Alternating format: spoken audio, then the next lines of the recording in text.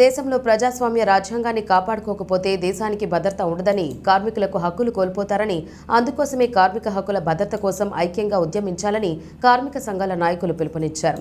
గురువారం 139వ మేడే జన్మదినం సందర్భంగా తిరుపతి జిల్లాలో అన్ని ప్రాంతాల్లో జెండాలను ఎగురవేసి ఘనంగా మేడే ఉత్సవాలను, సంబరాలను కోలాహలంగా జరుపుకున్నారు. ఈ సందర్భంగా వారు మాట్లాడారు. అదే ఏరే ఫ్యాక్టరీ కన్నా ఏంటో మాకు పని ఉంటుంది అని చెప్పి మాట్లాడే పరిస్థితి ఉంది. ఆడ లేఅప్ అనేది ఒక నోటీసు అంటిస్తున్నారు. అందుకోసం ఇంత దుర్మార్గంగా ప్రభుత్వం తీసుకువచ్చిన దానివల్లే ఈ ఫ్యాక్టరీ యాజమాన్యాలకు కొమ్ములు వచ్చి ఈరోజు ఫ్యాక్టరీలు మూసేసి వాళ్ళేమో నష్టాల్లో లేరు. డబ్బులన్నీ ఇక్కడ అమ్మేసుకొని సొమ్ము చేసుకొని ఇంకో కొత్త మోడల్లో ఫ్యాక్టరీ పెట్టేట్టుగా మళ్ళీ ప్రభుత్వం నుంచి సబ్సిడీలు పొందే విధంగా చేస్తున్నారు.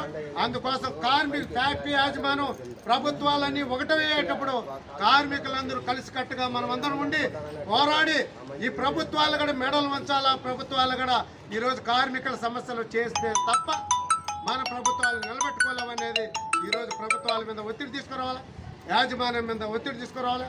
ఇవన్నీ చేయాలంటే మే 20వ తేదీ దేశవ్యాప్తంగా కార్మిక సంఘాలని ఒక పార్టీ కాదు, అన్ని పార్టీకి సంబంధించిన బీజేపీ కూడా తప్ప అన్ని పార్టీకి సంబంధించిన కార్మిక సంఘాలందరూ ఏకమై రోడ్ల మీదకి వస్తున్నారు.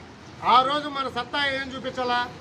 మన బస్సు యూనియన్లో ఉన్న ఎంతమంది 30 మంది ఉంటే 30 మంది రావాలా, అంగన్వాడీలో 50 మంది ఉంటే 50 మంది రావాలా.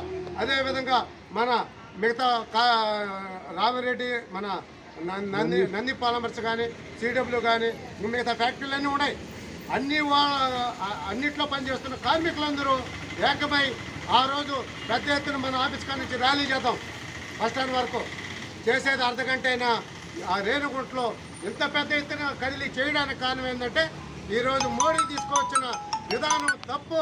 కార్మిక చట్టాలు అనేది కార్మికులకు అనుకూలంగా ఉండాలా, అనుకూలంగా లేకుండా యాజమాన్యానికి కూడా ఈరోజు అది నష్టం కలిగిస్తుంది. కాబట్టి దీన్ని తిప్పుకొట్టాలని చెప్పి మనం చేయాలని చెప్పి మిమ్మల్ని అందరినీ తెలియజేస్తూ నాకు ఇచ్చిన అవకాశానికి ధన్యవాదాలు.